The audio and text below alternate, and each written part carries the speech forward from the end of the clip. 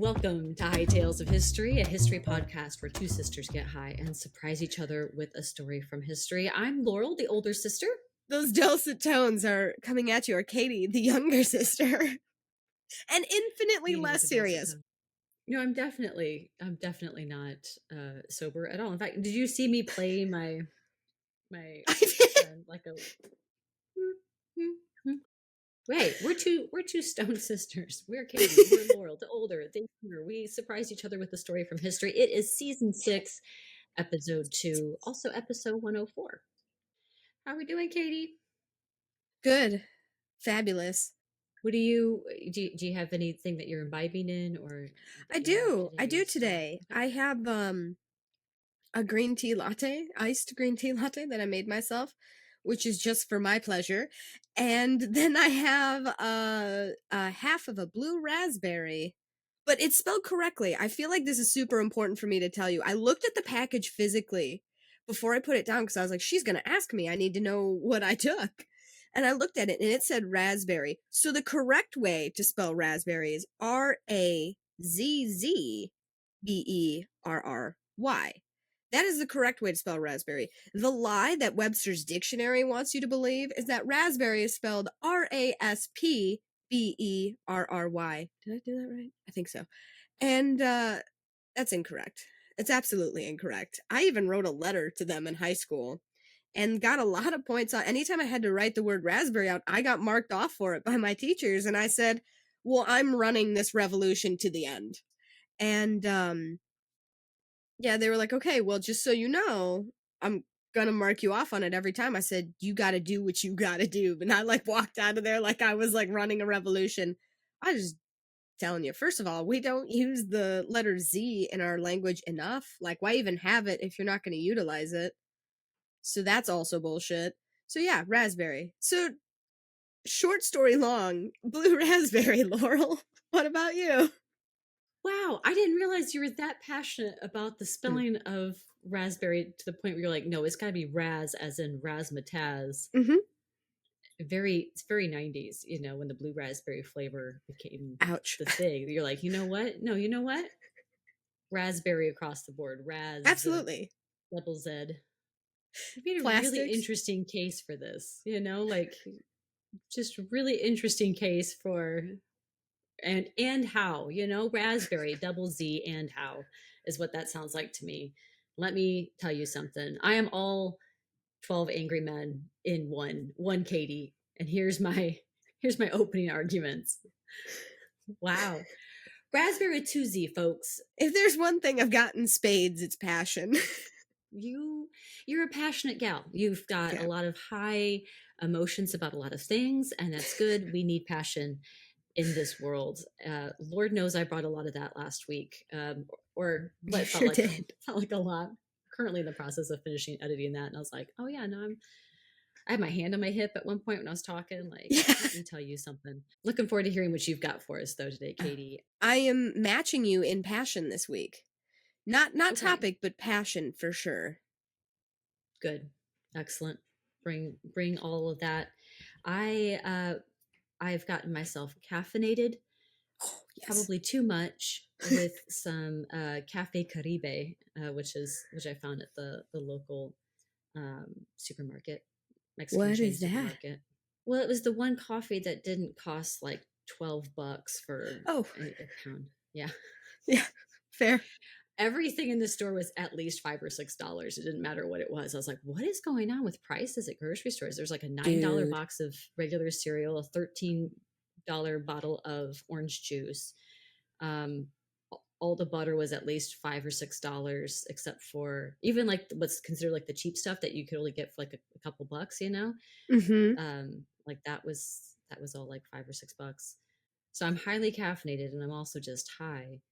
But that's okay that I bring all the high to today's episode, because as we've been doing this season, we were saying last week how we're going to change up season 6, and instead of us each doing 2 bits of history in an episode, each one of us is going to take an episode and solo show it. So we're just going to alternate back and forth.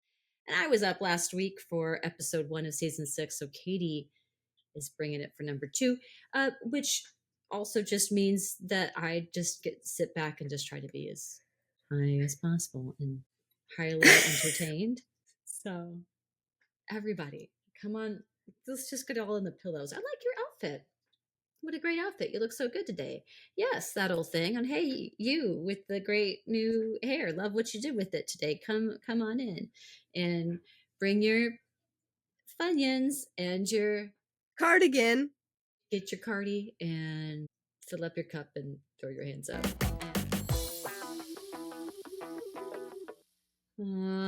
Katie, bring it. Bring that history, sweet history for us today.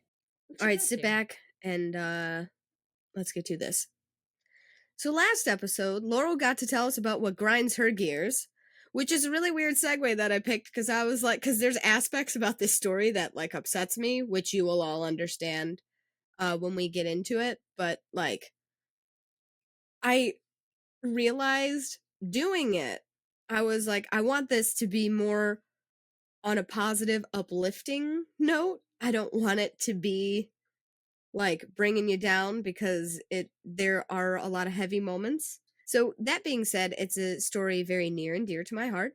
It is the history of one of the most well-known iconic pop symbols of all time, like pop culture symbols. A face so familiar and so instantly recognizable, though many couldn't tell you a single thing about the real person.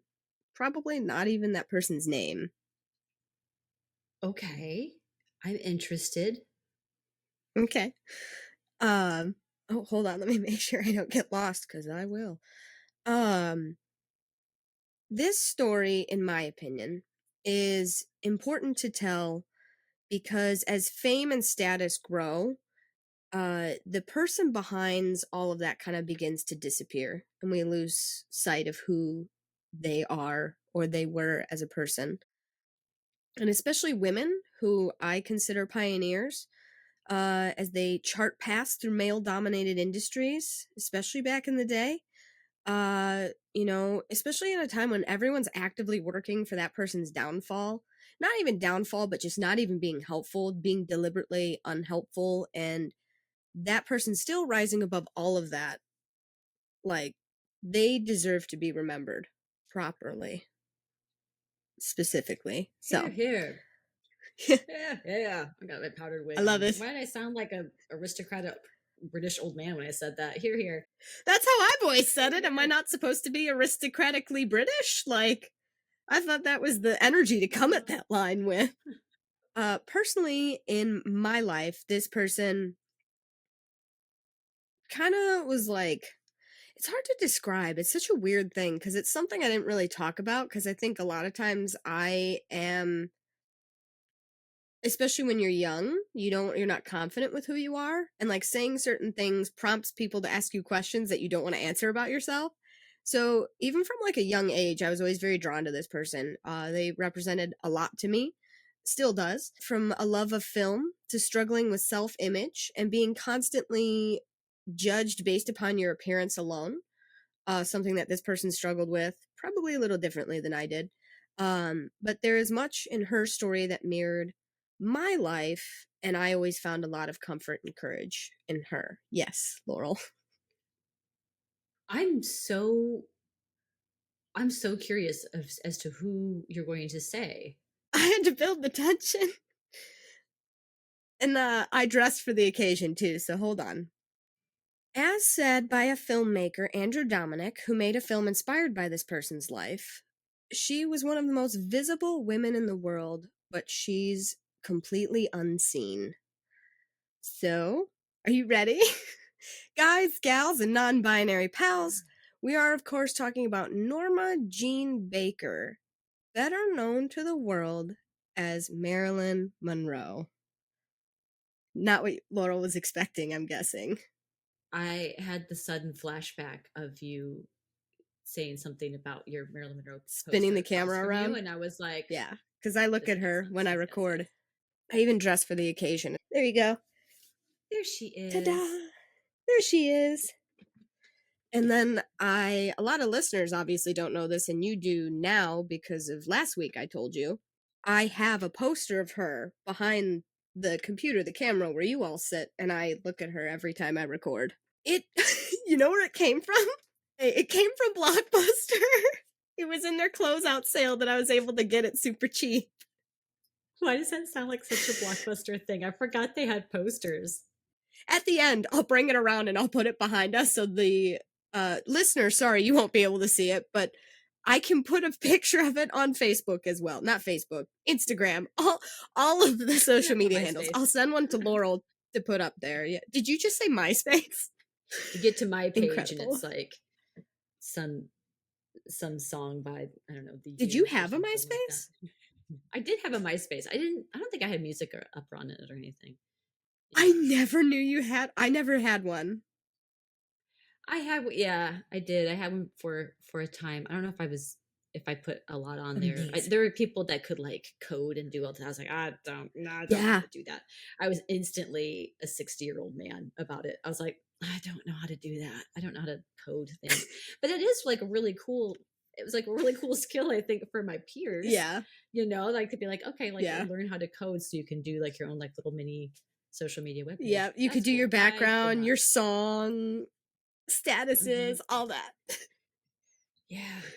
The whole entirety of the smoke circle in my top 8, along with my buddy MySpace Tom, who was everybody's friend. Tom. Basically, so Tom was like the Mark Zuckerberg of MySpace, right? And okay. when you joined MySpace, Tom would be your very first friend that you had on there. And it was like this picture of this guy going, he like bent over, like, oh hey, just this goofy like college. I've seen that picture. What a legend, dude! Yeah. That dude just dropped MySpace and left. The loveliest, but buddies with everybody. Anyway, Tom, dude, that's history. Tom is the best. Ouch! Why would you say that? But yeah, so Marilyn Monroe. Yes, well, as you know, as her the icon that is Marilyn Monroe, I should say. But it sounds like we're going to be talking about the lady behind the name. We're going to talk about all of it. So sit back, because I got crack 9 pages for you. So, are you ready? Get some snacks. Everybody, get your favorite little get your fucking get some snacks. Get a cup of tea. Oh, let's do this. Absolutely. Because we've got some important stuff to talk about. This is good for you guys. The iconic, right? Marilyn Monroe. My God, like I would almost be like pop culture started with her, which obviously that's not true, but like, you know what I mean? She's such a quintessential icon status, right? You know, I'm trying to think of anyone literally as iconic as her. Like, name one. Yeah. I mean, I think that it goes up in those handfuls of like, I don't know, Elvis, the MGM Lion, Michael Jackson, and yeah, MGM exactly. Lion. Yeah, you know, Marilyn Monroe. I'm just saying, like, those things that sort of everyone around the world can pinpoint. They know who and what it is. Born Norma Jeane Baker, Jean with an E, in case anyone wondered. So she was born June 1st of 1926 in Los Angeles. She was named Norma Jean Mortensen at birth, but was later baptized as Norma Jeane Baker. Her mother, Gladys Pearl Baker, was born Piedras Negras, Coahuila, Mexico. So she was born into a poor Midwestern family who migrated to California at the turn of the century. So, yeah, interesting, like, moving around there. That is going to be kind of a theme here. So they migrated to California at the turn of the century. At the age of 14, Gladys had married, 14, I might add, married John Newton Baker, an abusive man who was 16 years older than her, which is awesome. Yeah. So, felt that one coming. Yeah. I should probably warn everybody, this story, especially in the beginning, is very heavy. There's a lot of bad that happens. I know, like, normally you can do, like, trigger warning and, like, fast forward, but honestly, with this one, you should just not listen to it if it bothers you, because it's gonna keep coming up. And then, the end is sad as well. So, not here to bring everybody down, but there is a lot, like, I'm It's talking just a story, yeah. childhood abuse of all kinds. So, if that bothers you, probably skip to the next episode. But I'll try and give you a heads up before I say something super terrible. Gladys, married to this at 14, person 16 years older than her. They had two children together, Robert and Bernice. Gladys successfully filed for divorce and sole custody of her two kids in 1923, but Baker kidnapped the children and took them with him to Kentucky. That was pretty much the last she saw of that. Norma, their younger sister, would not know that they even existed until she was 12 years old, and she didn't even meet her sister until later into her teens. So, and never met her brother, half brother, I should say, but Wow. you know. Her mother worked as a film cutter and struggled to make ends meet. So, for those of you who don't know what film cutting is, when you take an old roll of film, if you've seen it, Google old roll of film, they would like sit there on those little like with lights under them and look at each frame because it was done frame by frame, and they would take a razor blade and cut it out and then tape it back together, and that's how you did edits back in the day. That's what Laura would be doing if this was all on film instead of sitting there on her editing equipment. That would suck. Editing already sucks unless you have somebody who does it for you, in which case you're like, life Yeah. is great. Or at least not. Yeah. Say life is slightly more convenient or whatever with off my plate. But yeah, no, I would not like to do that version of editing. Painstaking and time consuming. So like film cutters a lot of times, were like there's just tables of them almost in like a factory setting. I'm sure Laurel can attest to this. And that's what they did. That was how they edited films and stuff. So when you see those old like Alfred Hitchcock movies and stuff like that, like a lot of labor went into that. Like, and this is where partially the love of film is like it used to be such a labor of love because it was so hard to make it happen. It's something I feel like we are a little spoiled by now. Um, Movies aren't made with the same amount of love and care and craft sometimes, which makes me really sad. Her mother, Gladys, was a film cutter, and as you can imagine, that's grunt work, so they don't make a lot of money. Of course not. She struggles pretty much to make ends meet. She did marry Martin Edward Mortensen in 1924, but the marriage only lasted a few months, although she did not get legally divorced from him until 4 years later. She gave Norma the last name Mortensen as Monroe's father, Norma's father, on the birth certificate. But the biographers pretty much agree that where the separation occurred, she wouldn't have gotten pregnant from Mortensen. Like, it didn't work. Like, they were well separated by that time. So, there were a couple biographers that worked on this, as a lot of people have, as you can imagine. Mm-hmm. Fred Giles and Louise Banner? Lewis, I think. Her father was likely Charles Stanley Gifford. So he was Gladys's superior at the film studio she worked at, and she had an affair with him in like 1925. So the time works out better. And there was a DNA test conducted on Marilyn's DNA, Norma's DNA, and one of Gifford's descendants, and it matched. So her dad is from the Gifford family. So there you go. Because pretty much her dad just was non-existent, Oh, and wow. Mortensen was credited with being her dad up until 2022. That's when that study was conducted. Oh, wow. Yeah. Okay. Yeah. So just to rehash everybody, because I just kind of gave you a lot of information, she was born Norma Jeane Baker, June 1st, 1926. So just so we're all aware. Gladys was not mentally or financially prepared for a child, as are none of us, but her especially so.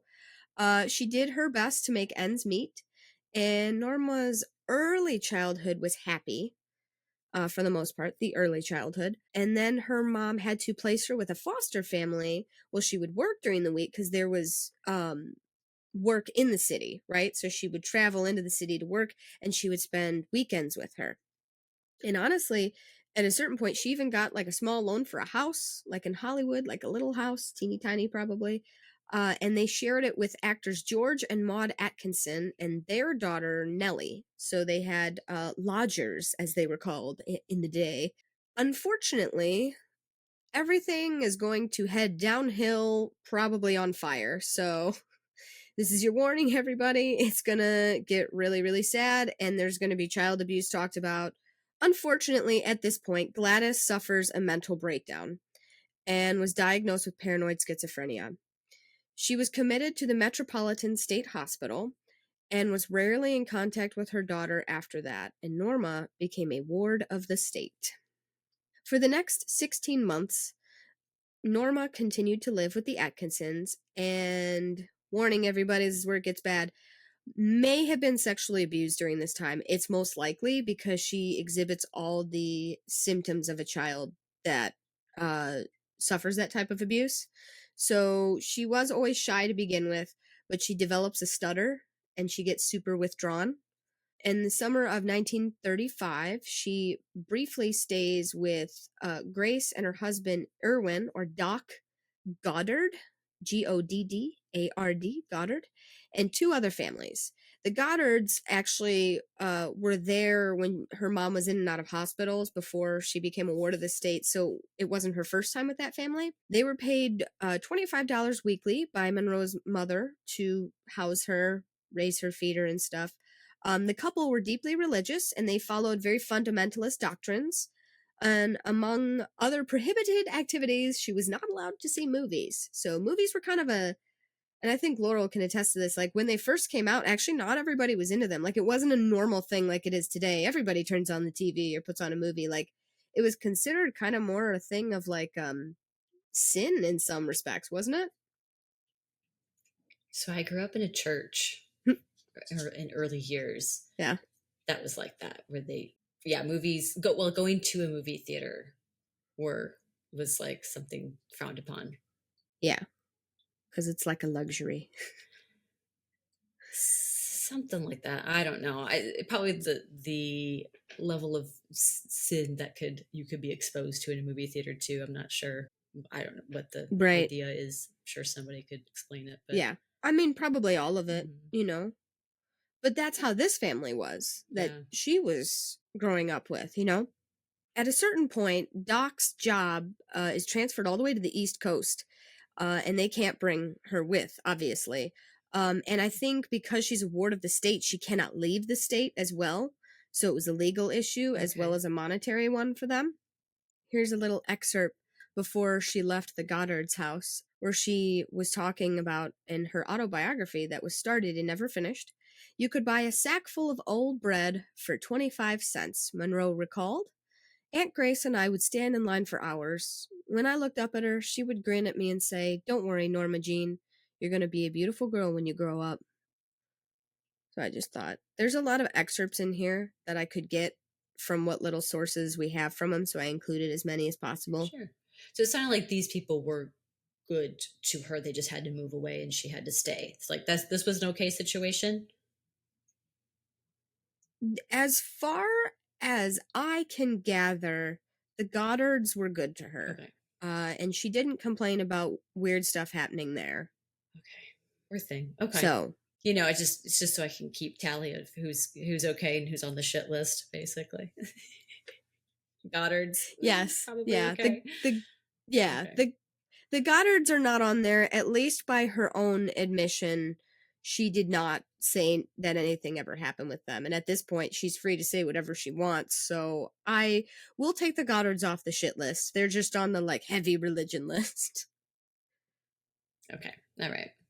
So, fair warning to everybody. This next part, we're going to delve into a little bit more of that again. At 7 years old, Monroe returned to life in foster homes where she endured sexual assault on several occasions. In one foster home, she was sexually abused and fondled by a lodger at just 8 years old. At school, she was a target of children's hurtful jests, saying, "I was tall for my age and scrawny. My hair was short and rather thin and scraggly," she said in an interview in May 1952. The boys used to yell, Norma Jeane Stringbean, and they thought it was so funny I wanted to be an actress. Somehow they thought I looked like a boy. I was so straight up and down. Baby girl, it doesn't stay that way. Trust me.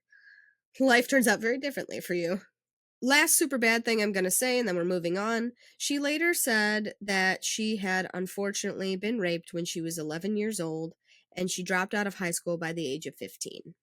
Escaping to movies and fully immersing herself in the silver screen helped Norma deal with it all, get through it all, escape it all. The idyllic films of the golden age of Hollywood inspired her childhood fantasies, giving her hope that a better, brighter future lay ahead. She loved movies, watching them for long stretches while her guardians were at work. In junior high, I was completely movie struck, she said in 1951. I used to see movies I liked 3 or 4 times when I could afford it. She fantasized that the king of Hollywood himself, Clark Gable, was her missing father, and she aspired to be just like the blonde bombshell Jean Harlow when she grew up. Oh, sweet little baby angel. That happens a lot here. At the age of 16, Norma married a 21-year-old Jim Doherty to avoid being placed back in the orphanage system. Basically, if I remember correctly, she was going to be sent back to the house where like a lot of the bad stuff happened, and she was like, absolutely not, fuck that. So in 1944, as the Second World War gets underway, Doherty enlisted as a merchant marine. So her husband is sent to the South Pacific, and she began working in the ammunitions factory in Van Nuys, California. It was there that she was first discovered by a photographer. This fateful day. The photographer came by the factory and was struck by, at this point she's 18, by the now 18-year-old's beauty. He says, "You're a real morale booster." She recalled him saying, "I'm going to take your picture for the boys in the army to keep their morale high." Which is where pinup started, right, Laurel? This is like the age of pinup. Yeah, I mean, for sure. I just thought that Mm-hmm. the language of it all, you know. Oh, Yeah, yeah. you're gonna make Well, those boys we're really in the want to kill 1940s some right now. Nazis. Yeah. Yeah, I That know. face But and that well figure. aware, right? I love your fucking old ass photographer voices, dude. It's so good. This portrait, it's a big deal, you guys, because it's her discovery. Her marriage is at this point falling apart as she's pursuing a career in modeling.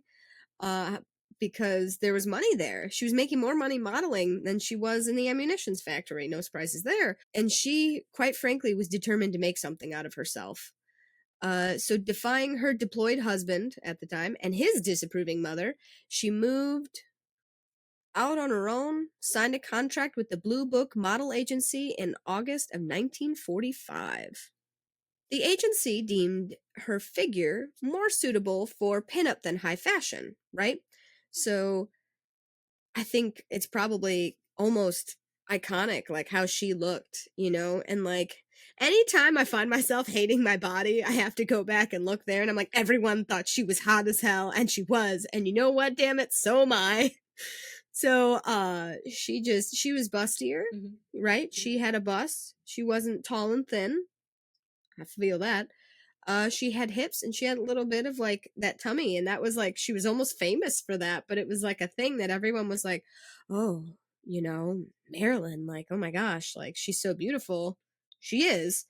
And she was natural too. So the agency deemed her figure to be more suitable for pinup than high fashion modeling, and she was featured mostly in advertisements in like men's magazines, of course. So she was what did we talk about last episode, Laurel? We are gonna go out with the bang, then rather fade in mediocrity or silence or whatever. So she was very much channeling that energy. Better to burn out than to fade What? away. Yeah, that, whatever. You get it. But I mixed both of what we know. said I'm gonna rather go out in a blaze of glory than goodbye on mediocrity in life. So she straightened her naturally curly blonde brown hair, excuse me. She was brown. She almost had this reddish auburn hair. It's her true natural hair color. So she straightened that hair and dyed it a platinum blonde. She was later said, "I wouldn't settle for second best. I would take home photographs of myself to study how I looked and if I could improve myself by posing in front of a mirror." Just as importantly, she learned how to charm others. She made everyone that she talked to, feel like they were the only one in the world, is what one of the modeling agents, Emmeline Snively, later recalled of Monroe. So in 1946, 20th Century Fox took notice of this up and coming model and offered her a screen test. With it, Norma Jeane Mortensen took another key step towards her reinvention as who we all know as Marilyn Monroe. A new persona was everything her younger self aspired to be. A movie star, beautiful, beloved, and talented, something she had never felt in life. At first, she wasn't initially convinced that she could be considered star acting material. Quite frankly, just to put it bluntly, she struggled. Her acting career didn't take off until a few years later. With her breathy voice, if you've ever heard her talk, she's like, "Oh, she has that real breathy voice." That's how she speaks. Recently, my partner and I just got done watching. He got to see his first Monroe film because I asked him when we were passing by it, and it was Some Like It Hot, which is one of the It's great. more iconic Yeah. ones. And it's funny. It's so funny. And he was like, "Oh, I've never seen any of her films. I don't even know. All I know is that she's a picture, right? That's all people know is that like certain iconic That's pictures of her, true. and that's it." And I was like blown away by this, and I was like, "Well, this has now not become an option." The window's shut, the door's locked. He was strapped down to the couch, and I was like, "We're watching this." Yeah, and I hadn't watched one of her movies for a long time, and it was interesting. I asked Blake, I said, what do you think? Like, that was your first impression of her ever. What do you think? He's like, "She was not what I expected."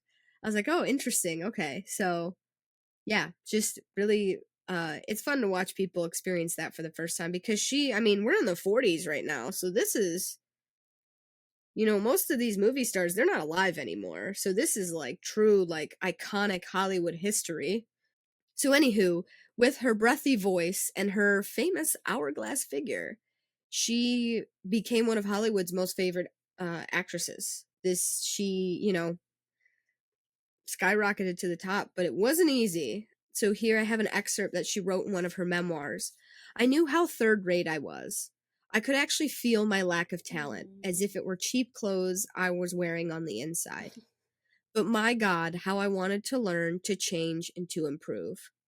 She changed her name to Marilyn Monroe, first time as a screen name, and then her legal name in 1956. Oh wow, I didn't realize it was that late. I don't know why. If she was going to change her name, I don't know why I thought it would have been like closer. But you said 56. I had just 56 mixed is up. when she changed her legal name. Oh okay. So up until then, she used it as her stage name. Okay. Just like, any of the people I follow. I refer to them by their stage name because, in my opinion, we don't know each other on a personal level, so I shouldn't call them anything else. It's just weird. This is a professional relationship. Please, let's keep it that way. Uh, Our professional parasocial relationship. yeah. Is that weird? Like, I actually would feel weird calling people by their first name who I call by their stage names. I'm like, "No, that's weird." I feel weird calling you something else unless you have invited me to do so. You know what I mean?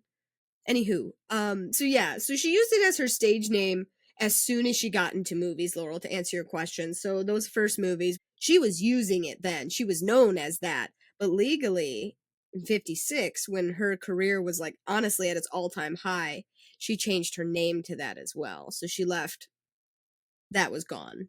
You know what I mean? So that is a huge part of her larger transformation. So at this point, she's living out of suitcases and honing her craft, and she's supporting herself through modeling. And quite frankly, she's getting there because she proves everybody wrong. She gains awards and honors, and the audience numbers to see her films were like legendary, right? They wanted to see her. She was the draw. Still is. Monroe became an international star despite chronic insecurities regarding her acting abilities, and she suffered from pre performance anxiety that sometimes made her physically ill and was often the root cause of her legendary tardiness. She was always late, and this was a thing. Laurel's nodding her head like she's heard this. Yeah, I have heard that. Yes. So that was why she had extreme anxiety. Um, and again, like it caused her to be late and stuff like that. And it was so extreme that her like co-stars and crew were like super pissed about it usually. But mental illness is not glamorous, everybody. I'm just here to tell you right now. This is what it looks like. It's not fun Yeah. and it's not Yeah. glamorous. So narratives about her life, whether they're fictional or otherwise, tend to focus on her trauma a lot that we spoke about, but like this one person said, at the expense of her hard work and dedication. I don't think people Yeah. spend enough time, yes, talking about how she pulled herself out of that. Her trauma doesn't define her. It was probably a big catalyst, that's for sure. You can't talk about somebody without talking about their struggles in life, but she became more than that. Um, the myths that surround her life have pretty much obscured what originally helped even make her famous at all, which is her craft as an actress and her tenacity to succeed in a man's world. It's not easy to make it on the big screen as an actress in 1950s Hollywood. At the time, the film industry is dominated by the studio system. It's an arrangement through the big five studios, which are MGM, Metro Goldwyn Mayer, Warner Brothers, Paramount, 20th Century Fox, and RKO, not Randy Orton. I know, I thought the same thing. I was like, RKO, I hear voices in my. Anyway, so they monopolize the movie production and the distribution and exhibition of them. So like they even like own like theaters. So that brought to you by 20th Century Fox. Brought to you means owned by, and which means when you pay, those the money, fucking oath, Katie, money, you are paying it back to that film. So not only are you paying for the ticket, like, yes, of the film, but you're also paying it to the company. So, like, now we have, like, Classic Cinemas and AMC and whatever the other big one is. There's tons of them. They own these theaters now. So it's a little bit different, but, like, back in the day, that's not how it was. So, these male dominated companies quashed, completely annihilated, squash El Zippo, whatever he starts yelling in Charlie and the Chocolate Factory. These independent studios, you get nothing. His hair's like sticking out like this. It's flown everywhere. Yeah. Gene Wilder, what a babe. Laurel. Yeah. Girl, let me tell you something. Oscar was wild, but Gene was wilder. Not funny? Okay. No, I really like it. Thank I really you. like it. Yeah. Sorry, I had to tried sit to in that for a second, but thank you. So these big five companies dominated the film industry. They killed independent studios where women actors, directors, and producers actually found success. So much like today, the independent scene is where women get more of the highlight. So, despite all of this skullduggery, we shall call it, Monroe still prevailed. Her natural beauty helped her get through the door, but it was her hard work that cemented her rise to stardom, right? She had to drive to make herself better by reading books on psychology, philosophy, poetry, art, drama, you name it, says Vogel. This is another lady who has studied Marilyn. She studied at the prestigious Actors Studio in New York with Lee Strasberg, because she had a desire to become a drama student even after she was already a famous Hollywood actress. Wasn't good enough. She had to be better. Dedicated to the craft, my dudette. My goodness, good for her. Yeah. She was such a hardworking woman. And we're getting down to Another really cool thing about her that she did that a lot of people don't even know about or never heard of. And it makes me really upset that these are things we don't remember her for, because yeah, she's obviously beautiful and like an aspiration of beauty, but like she was all of that and more. That's not where her talent and her um Worth. I don't know, sparkle for life, it didn't end there. Mm. Yeah, it there was a whole package there. She wasn't just a pretty face. So, for her time, she's a trailblazer, and in many ways, a lot of consider her a feminist before the term was really even known or understood. Um, which is funny because a lot of people, especially like closer to when she lived, a lot of women don't like Marilyn. They consider her like, you know what I mean? They consider her like they looked at her like a pinup model, right? Like you're selling sex and have no other value kind of idea. And again, that's Mm. not the truth. Her goal was to go out there and make it better for women, not just her. You know what I Mm-hmm. mean? So in 1950, Monroe played a small uncredited role in a film called The Asphalt Jungle. And it reaped a mountain of fan mail. Everyone's like, oh my god, who is this? We love her. She's so amazing. And then she made an appearance in a film called All About Eve in 1950, and that won her another contract from Fox and a lot of recognition. So the audience and the crowd responds very strongly to her right away, I can hear all the which doesn't typewriters. surprise me. Yeah. Who is that? Tack, tack, tack, tack, tack, ting. Who is this amazing? I can't do your voice as well as you can. A whole succession of movies. I'm gonna name off their titles and then their years. She had Let's Make It Legal in 1951, Love Nest in 1951, Clash by Night in 1952, and Niagara in 1953.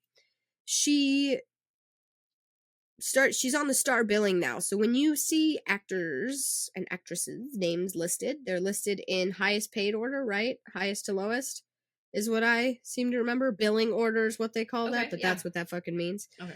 So she advances to those star billing roles, right? So she's getting paid like good money on the strength of her studio fostering image, right? Like you have her in there, it's good. Like it's good for you. You want to contract this person. She was known as the love goddess, which is kind of funny. Oh, okay. It's funny to me because I know, I mean, I don't know her, but I'm well more acquainted with her real personality, and it's so funny that that was just so far from the truth. So she had performances in movies that were absolutely iconic, as in The Gentlemen Prefer Blondes. That's one of the most well known ones in 1953. How to Marry a Millionaire, also in 1953. And There's No Business Like Show Business in 1954. Mm-hmm. At this point, her fame and everything, this is when she hits it worldwide. It's like mid 50s, and that's when you see that name change, Laurel, that we talked about in 1956. You know, and in 1954, she marries the baseball star Joey DiMaggio. Joey DiMaggio. So that's not her first husband, but it's her first like adult husband, I'm going to say. Mm-hmm. Yeah. And the like attendees, of course, because it's made a big public event, right? Was like massive. It was like a huge publicity event. So unfortunately their marriage lasted less than a year, and she at that point began to grow discontented with her career. Besides just being, oh god, how would you say it, she's not just like she is a sex symbol at this point, let's get that clear, you know, but she is more than just a pretty face. She also has a star power all her own. And I mean, honestly, I feel like I don't have to tell you, if you haven't watched one of her movies, she just like, you kind of can't take your eyes off of her when she's in a scene. She does have a presence. And now I've seen most of her later movies, not the earlier ones, because I haven't been able to get my hands on them. So I'm sure that that's an evolved thing, right? She learns as she goes, but she has this star power. Yeah, I mean, have you seen any of her films? I've been sitting here thinking if I've seen one of her films all the way through. I have seen parts of several films, but I have realized I don't think I've actually seen all of a film. think the one I've watched the most Well, was, is that uh some like it hot, or is it gentlemen prefer blondes? What's is the it one where the she's one where there's the Lorelai? two dudes? Oh, Lorelai is Gentlemen Prefer Okay, Blondes. yeah, yeah. Yeah. I've seen probably a little more of that one than I've seen anything else. But even then, I don't know if I've seen that all the way through. But you are right. Okay. Yeah, she's definitely, and it sounds like she's like this off screen as well. Is very charismatic Mhm. and really has like a Yeah. presence about her that kind of draws your eyes to her in the ear, especially the way she Mhm. talks. She's got that like really breathy Mhm. voice. So she says with a blue She tongue has and like practically green lips. I had that gum. I I was love like that for you. viciously chewing that gum. Like, does anybody else get like that with gum inside candy? Like you're, and I'm like, and I had to tell my brain, don't swallow it, don't swallow it, don't swallow it, because I want to eat it. It's like Oh, you it's a don't? I weird do. compulsive thing. Well, I thought if I swallowed it on camera, people were gonna like send me messages about it and be like, "Girl, don't swallow the gum." Oh, I do it. Don't you just poop it out? I mean, I'm sure you actually do. It isn't like stay in your system for years and years. But anyway, sorry. I was like, Not and I was like, I really. gotta spit this out somehow without, and I'm being recorded. That's So then, amazing. sorry guys, I just really wanted that sucker. She had to have it, dude. It was Laurel, it was what flavor? Blue raspberry with two Z's. It was just a, yeah, it was like a weird, munchy. It was a very It was a specific craving, munchy dude. craving. I was like, I gotta steal that I fucking I sucker. implanted it in your subconscious when I Mhm. told you I had blue raspberry. You were like, "Holy shit." Yeah, Incredible, dude. That's a sister psychic connection unlike any other, can we agree? yeah. So sorry about that. Yeah. Anyway, she's so charismatic. She says with like blue green lips and tongue. Still beautiful. So Monroe, she's a dramatic force all her own in the film Gentlemen Prefer Blondes, which was 1953. I don't know if anyone was interested, but I'll give you the years. I don't know if that matters to any of you, but that's what's considered like the quote unquote quintessential Monroe film. She in that film she proves herself to be a triple threat. She sings, she dances, she makes them laugh. She's funny. She's funny. She's so funny. That was what a lot of people said like didn't get enough, it doesn't get enough credit. Hmm. It said her glittering performance as the showgirl Lorelai in Gentlemen Prefer Blondes drew many of its laughs from the lack of the character's intelligence, right? I can be smart when it's important, but men don't like that, says Lorelai in the film. Which brings, she has these just funny monologues that really like comedy does. It, like pokes fun at like real issues, Hmm. by making them funny, but like it's real, but it's funny because it's real. Yeah. Hmm. She was clever. She was very smart and she was very funny. So her career at this point, soaring in life. Her romantic life, sadly, is a struggle that pretty much never seems to work out. Her baseball hero, Joe DiMaggio, had a problem with the sexuality of his wife's public image and pieced out. He just couldn't do it. He couldn't hang out. He couldn't hang. And then she married a playwright, Arthur Miller, who, quite frankly, was disgusted by her cult of celebrity, he called it, which I have to say, you know who she is before you married her. Why did you even get involved? Yeah, people love her.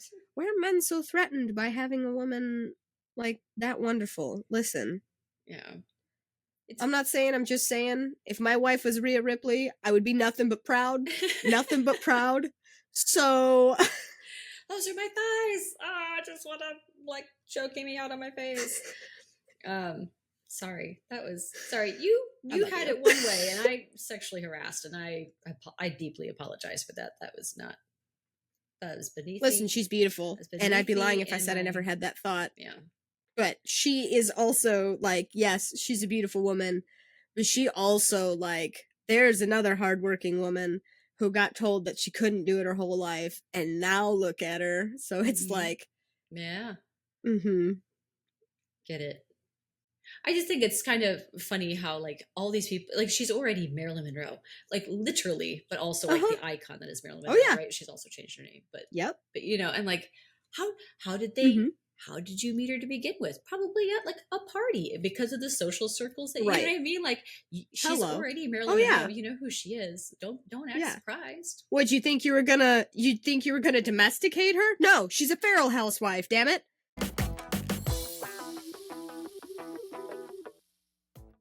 Hey there. You know, Marilyn said that diamonds are a girl's best friend, but we're here to tell you that you are our best friend. Huh? How about that? Welcome to episode 2 of season 6. We hope that you've been enjoying yourself in the smoke circle so far.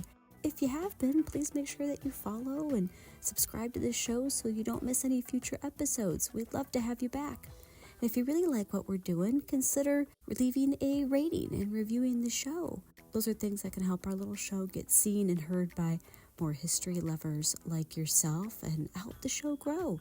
And hey, you know, if you really like what we're doing, consider becoming a best bud. That's our Patreon over at patreon.com/hightales of history.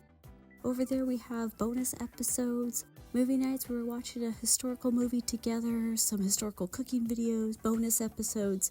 We have all kinds of fun over there, and we don't want you to miss it. And you can also sign up for free so you can take a look at what we're doing and still get access to some free content as well. That's patreon.com/hightales of history. We're going to keep it short so we can get back to the extraordinary life that was Marilyn Monroe. What an icon. What a total talented, brainy, cool babe she was. So, without further ado, let's puff pass it on to part 2. So her second adult husband, third husband in total, Arthur Miller, also bows out because he can't handle the fucking heat in her kitchen. So listen, get out of town, fuckboy. Anyway, an old journal reveals the depth of Monroe's grief. I have always been deeply terrified to be someone's wife, since I know from life one cannot love another ever really, she says. And yeah, I feel for her. Um, Also, there was the fact that the actress seemingly was unable to carry a child to term. She had 2 pregnancies that ended in miscarriages, and there was a third that was ectopic. So obviously, Ooh, surgically, they had to go yeah. in and save her. Yeah, very dangerous. Could have killed her. Yes. But it just, all these fears compound upon her already insecurities and, her inability to carry children. She felt damaged in her femininity, and her status as a representative of all women. And a lot of this, there's a lot of historians that do a lot of work on Marilyn, and I'm glad they do because people do need to hear her story. One that does a lot of the work on her that you can all look up, Lois, I believe it is, Lois, Lois Banner.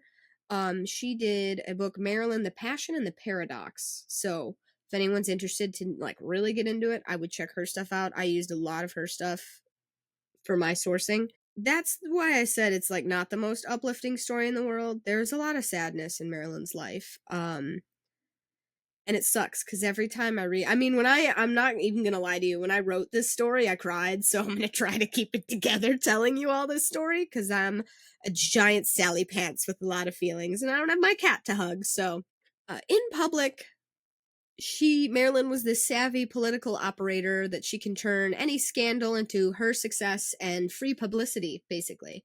The Hollywood studio system would often create fictitious backstories and make up scandals for their stars. But Marilyn is different. And this is another historian that's done, not historian, I'm sorry, interviewee about Marilyn named Vogel. She said she's open and honest about her dysfunctional childhood. And so she's a very real, flawed human, like right up in front of your eyes. And she had an element about her that made the public relate and fall in love with her. She was a real person. She wasn't just an icon, which unfortunately I feel like we've lost that since her death. I feel like it's mostly been icon and less the person. So hopefully this assists that a little bit, but we will see. In 1953, the Playboy magazine published, this is the first edition ever of Playboy, by the way, was published using her photos that she never got paid for. They published nude photos of Monroe without her consent as well, but she kept her career intact by turning these images into free advertising. So, a little bit of backstory, she hadn't posed for Playboy ever. So, she did photos dated in 1949, I believe is when those were taken, when she was like, you know, working on her up and coming career. She took part in a nude photo shoot for a pinup photographer because she funded her acting career with her modeling career. And yeah, they stole the photos basically and used them. Boo. Mm-hmm. And I don't think people knew that she ever got paid. She never did get paid, by the way. I want you all to know that. Up until the time that she passed, she never got paid. I thought, I'll have to do my research again and look, but I thought her estate did get paid, but I was like, whatever, fuck you, that doesn't matter. It should go to like helping women through trauma or something. Like that should, you know what I mean? Like, Yeah. I was pretty pissed about it, but anyway. Always kinda like So, an that. interview with the Chicago Tribune reveals how Monroe cannily responded to the situation. When the interviewer asked her why she posed for nude calendars, she replied, "I was hungry. That's a stopper if ever I heard one." Slow There you clap. go. Mm-hmm. There's a lot of moments for her to be slow clapped. Yeah. I love that she reclaimed some power from that, doing something like that, like, which is just a really awful, heinous thing to do. And this is Mm-hmm. across like celebrity. People think they have a certain access to people, and are entitled Yeah. to somebody's constant Yep. performance or their body, or um, they're entitled to access to them in some way, or ownership of them. Mm-hmm. So I love that she's like, well, Which is not true. yeah. And I love that she Mm-hmm. was like, right, well, how do I make this work for me as best I can, despite that, someone trying to do Right. something really awful like that. So, But she did it herself. Mhm. You know, that's what's most impressive to me is she didn't have an agent she could hire to make her look better, to market her. She did it on her own. She was not only one that capable, she was that smart. The Yeah. music industry, the film industry, oh my god. Yeah. The level of abuse and advantage that is taken of artists is fucking wrong, first of all. Mhm. That drives me nuts. You know, we live in a world where a recording studio can starve an artist out of like all their money and their, their name that they make, like all of that, just because they're like, well, you didn't return for us, so we're out, but you get to sit and starve, but you can't do anything or we'll sue you. Shit like that. And it's like, man, fuck you. It wasn't just difficult for women, it was pretty much impossible. You know what I mean? Like it was like, so she's certainly not what the world has come to remember her for, and I think we should change that narrative a little bit. At the height of her fame, Monroe also took steps to fight back against the studio system. Oh, what a segue! Which enabled male executives to wield unprecedented control over the career of its marquee stars. Forced to take roles she considered beneath her, the actress decided to break her restrictive contract with Fox in 1954. She started her own production company, which most people don't know this, called Marilyn Monroe Productions. It was on the East Coast. So though Fox tried to blackball Monroe, right? So they tried to cut her out of filmmaking. Well, you can't work for us and you can't work for anybody else, Mhm. right? So she started her own production company, and in the end, honestly, she emerged victorious.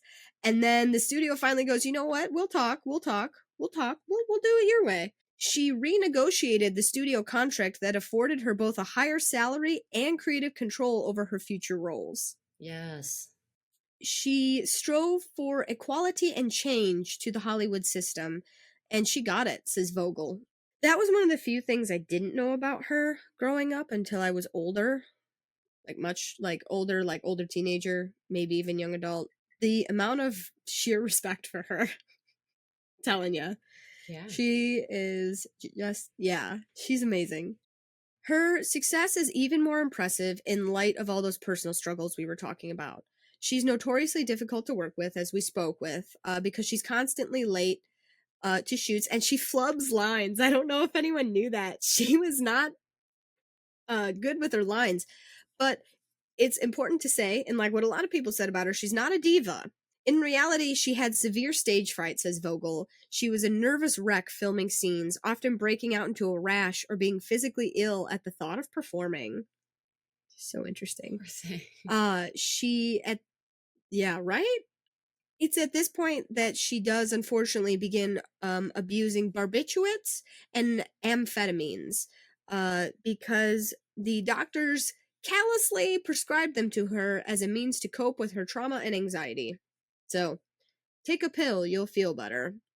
By the early 1960s, Monroe's professional and personal life seemed to be in turmoil. She had unsuccessful relationships, and her last two films, Let's Make Love in 1960 and The Misfits in 1961, were big box office disappointments. However, I'm gonna side note, segue for a second out of this. They're looked at differently now, is what I heard a lot of people say, and they said they liked him better because it's a more dramatic and serious role versus her playing the blonde bombshell that she always played. So they said that's why, because she wasn't what everybody saw before. So if you go watch them now, that's after all her training, right? That she paid for with Lee Strasberg.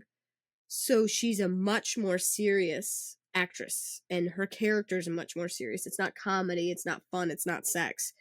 And that's probably why it failed, but you should still probably check them out if you're interested in Marilyn.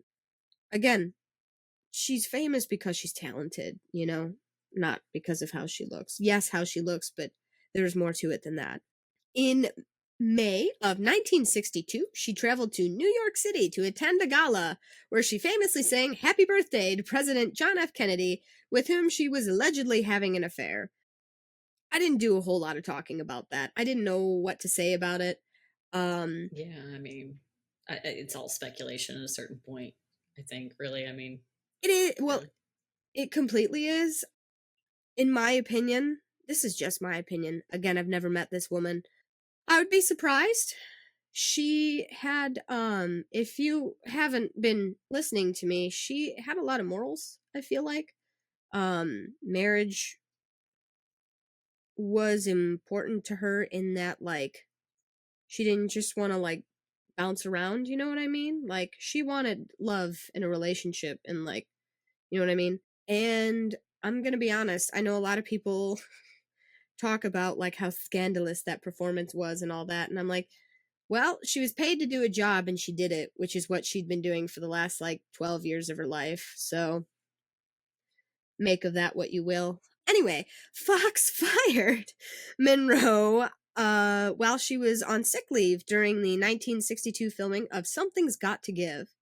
So she got rehired, and her career was on the cusp of making a comeback, right? This was her she had gone through a lot of that stuff. She was in kind of low, and this was her resurgence, let's say, right at the time of her death. Her final interview reveals her disillusionment with the whole affair. The interviewer had asked her if many friends had called up to rally around when she was fired by 21st Century Fox Studios.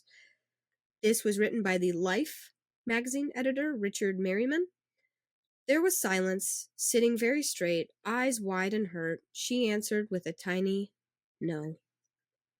So when she got fired, nobody basically was there for her. There's a lot of upsetting things about this story. I'm sorry, everybody. It's going to get sad from here on out. I'm going to try not to cry in front of all of you, but we'll see how well that goes. During her final months, Monroe lived at 12305 Fifth Helena Drive in the Brentwood neighborhood of Los Angeles. Her housekeeper, Eunice Murray, was staying overnight at the home on the evening of August 4th, 1962. Murray woke at 3 a.m. on August 5th and sensed that something was wrong. She saw light coming from under Monroe's bedroom door, but was unable to get a response and found the door locked. Murray then called Monroe's psychiatrist, Ralph Greenson, who arrived at the house shortly after and broke into the bedroom through a window. He found a nude Monroe dead in her bed, covered by a sheet with her hand clamped around a telephone receiver. Was her death a suicide, an accident, a cover-up concocted by the Kennedys, a murder at the hands of her doctors? Here we are 60, 70 years later. Honestly, the exact nature of her passing is still just debated. There is no answer. Mm-hmm. Again, you want my opinion? I mean, I don't know if you do, but you're gonna get it anyway, so I apologize. I think you only have to look at a very real life example of what this person is suffering here. And if you take a look at like what Britney Spears is going through right now, just an industry that has used and abused you so heavily, you kind of lose yourself completely. You don't even know who you are anymore. And I think you do turn to drug use. And I do not mean that in any sort of judgmental or bad way at all. I see that as a symptom of a trauma that will not be allowed to be treated, cannot be treated, or people can't find real people to support them in these industries because it's so full of people just there not with your best interests at heart, you know. Of course people are going to turn to drugs because we as humans need some sort of comfort in this world to stop that ache and that hurt and the pain and the loneliness. Like, can you even imagine? You know, like that's a lot to deal with. Sure. Um Or that it's common to turn to those sorts of things, or like it's a very understandable, it's a Absolutely. very easy place to. It is. And it doesn't make them less of a human, Mm-hmm. is kind of what I'm getting at there. And a lot of the newspapers were not kind. They said, you know, Monroe dead by suicide. They were very, I mean, death, it's never going to be a pleasant thing to talk about, but they were just very sensational about it. Mm-hmm. It sells. And yeah, and I have to say that I find that really a little bit of that disgusting and upsetting because she was 36 when she died. Yeah. You know, come October, I will be 5 years away from that, and I still consider myself pretty young. So, you know, 36 is definitely young, yeah, for sure. Yeah. For death, yeah. And in life, but yeah. Well, yeah, not for prom though. 36 is creepy old for prom, Laurel. Come on, now we gotta have some sort of boundaries here. Fair. But yeah, I mean, like, I think the saddest part for me, the part that always gets me, is that she was holding the telephone receiver, which tells me she was probably trying to call for help, and that is like the most heartbreaking part. Can't talk about it anymore. I'm gonna cry, so we're gonna keep on reading, everybody. Yeah. But yes, so her death is officially ruled as a suicide. I told you in 2022 they did do DNA tests to find who her dad was. The cause of death, I think they looked at it again in the 70s as well. Still listed as, I believe it's accidental overdose instead of suicide. I think they changed that, which it should honestly be that because we don't know for sure, you know, no note was left. And well, oh, actually, you know what? I think it is ruled suicide because their argument was the levels in her body were so high. Right, you couldn't It have was well over. Daisy, yeah, sort of thing. Yeah, but if you're already, I mean, I hate to say it, but like if you're already high, are you telling me mistakes don't happen? I don't know. Sure. Or if it was just like a sudden burst of emotion and like, I can't do this anymore. And then as soon as it happens, you regret it, which is why she was holding the phone. You know, it was more of a cry for help than anything, but we'll never know. I like to think of it as more of a moment of passion and grief and not a purposeful thing because she had such a sparkle for life, you know? And after everything she lived through, to make it this far and to change the world also, I don't know why I'm holding this like I'm talking to you in this. Like, what the hell, Katie? How high are you? Anyway, holy hell.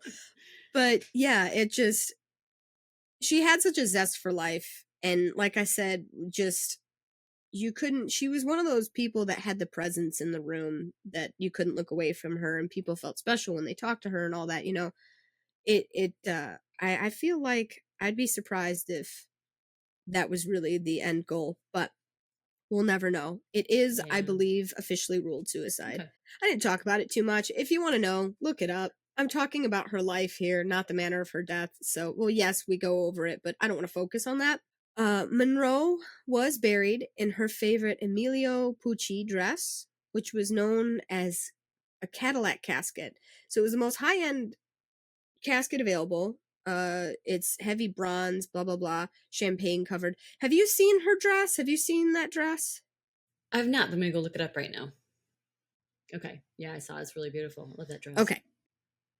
At the funeral, her acting coach, Lee Strasberg, delivered her eulogy before a small group of friends and family. I probably shouldn't. I put it in here because I think we all need to know, but I just want you to know that I disagree with this. Hugh Hefner bought the crypt directly next to Monroe's. Oh, gross. I didn't know that. Yeah. So, that's really yucky. Yeah. But it upset me, so I wanted you all to be upset with me, so I put it in there. Yeah. It was just kind of fucking vile. right? Very distasteful to me because I was like, so you stole her, like, like image and whatnot when she was alive, and now you want to be buried next to her? Like, I hope she punches your teeth out if you have any. So Monroe did not own a house until the very last year of her life and had surprisingly few possessions. One that she prized was an autographed photo of Albert Einstein, which was included with the inscription, "To Marilyn, with respect and love, thanks." Oh, that's nice. It's I cute. know. Shows you what she valued in life. And we will close out with this, everybody. Speaking with Merriman in the summer of 1962, who was one of the interviewees that Marilyn was talking to when she was working, I thought, on her autobiography, Monroe had just one request. "Please don't make me a joke," she said. "End the interview with what I believe. I don't mind making jokes, but I don't want to look like one. I want to be an artist, an actress with integrity." And her words went unpublished. So. Oh. Well, thank you for let's get those published now. I'm glad. I was going to say that, but I'm telling them to you now. Mm-hmm. So there. Yeah. Wow. Yeah, it's definitely a difference between like There you go, everybody. being funny and people laughing with you and at your wit or the funny thing that you said versus at you. And I totally understand having that she probably had that a lot of her life and very much so. Wow. Well, thank you, Katie. No, thanks for listening. That was super glad I didn't cry in front of you guys, dude. I just gotta like hold my shit together like the adult that I am. Yeah, you did. Yeah, great. Dude. Thank you. Yeah, it's an important one. It's not one that I talk about a lot, but like if you've looked for certain markers in my life, you'll notice that she's kind of always been there. It's kind of one of those funny things. It's like the only one who I actually ever really discussed her with was Grandma Nancy, actually. And she knew a lot about her. Yeah, I could imagine that conversation. She could even watch the movies with you and tell you which movies and scenes Marilyn was pregnant in between the pregnancies and stuff like that. So okay, it was really interesting. I was like, wow, that's like you really know what's going on. It's also important to note that like back in the 50s, like I feel like it was probably difficult for people who were in entertainment industries because like we didn't know that drinking while you were pregnant was harmful. Like it was normal. So all the smoking and everything too. Oh my gosh. Yeah. A cigarette. A lot. Yeah. Oh, you know what? Did you know that she actually she was having troubles with the barbiturates and being late and the anxiety and stuff like that. She actually lost the role in Breakfast at Tiffany's to Audrey Hepburn. I think I've heard something like that before. You did? Okay. I want to make sure you know. I thought that was interesting. Yeah. This is what I'm staring at when we're recording, in case anyone wondered. Such a pretty picture. Well, Katie, that was awesome. Thank you so much for bringing the life of Norma Jeane Baker, aka Marilyn Monroe, to the Smoke Circle today. Thank you. Now everybody go watch a film. Right. Was there one that you know of? Was there one that was like one of her favorites to make or like the one that she's most proud of? Good question.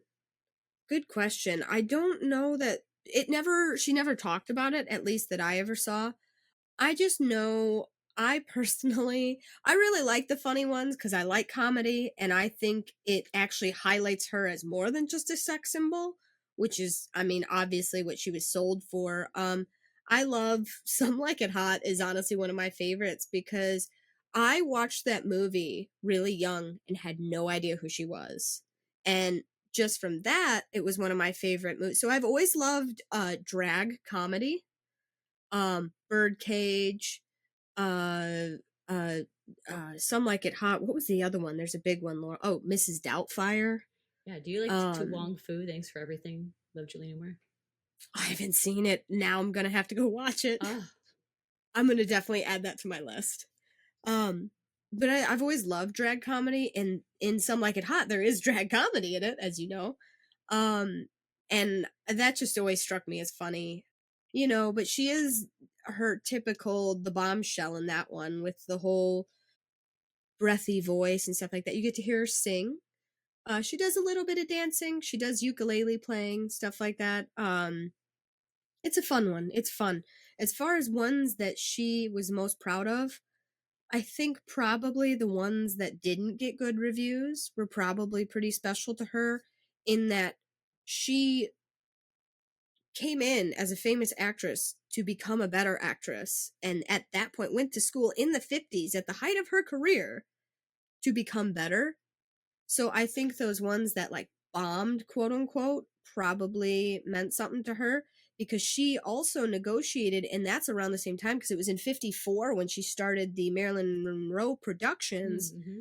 to get back at Fox. And then everything after that, she kind of negotiated her contracts. So I would say use that as a guide, probably, you That know. would make sense. Yeah. Anything probably after like 56 is probably ones where she was like, I want to do this. Yeah. Thanks for giving me an opportunity. Hopefully that was history related for the rest of you. It was definitely history related to me because we talked about a lot of Hollywood history. Yes, so there. Absolutely. History. Yeah, thank you so much for that, Katie. Thank you. So now we've got 8 more episodes after this. This is how we're going to be continuing the rest of the season. Each one of us will take an episode solo, and while the other person listens, and we're going to be doing 5 episodes each. So we'll be doing 10 total episodes instead of 8. So then you get 5 episodes each from us for season 6. Yeah, that was a lot of fun. And no bottle leaf grinder. And no bottle leaf grinder, which is really great for Katie's anxiety and well-being. So wins all around. You get to hear. That's not why we did this, though. Just so everybody knows, that wasn't why we did this. It was a big surprise moment last week when we were recording. We were like, wait a second. That's not something you have to do now. How exciting. Yes. But yeah. But we thank you all for joining us. We really appreciate your time hanging out with us in the Smoke Circle and hearing all kinds of history. And we'll be doing it again in a couple of weeks. If you're looking for us in between now and then, we're over on social media at High Tales of History, or on TikTok at High Tales of History Pod. And make sure that you like, subscribe, follow. You know, if you like the show, give it a little rating, a review. We're trying to increase our ratings and reviews because that makes people kind of bumps us up in the podcast algorithms and help us get seen. So please rate, review, comment, like, send to a friend, that kind of thing. And we'll see you again in a couple weeks. In the meantime, get money, get high, give love, and don't let anybody dull your sparkle. Live life to the fullest. There you go. That's it. That's all I got. Sparkle. Because I think that's how Marilyn would have wanted it. Yeah, I think so too. Bye, everybody.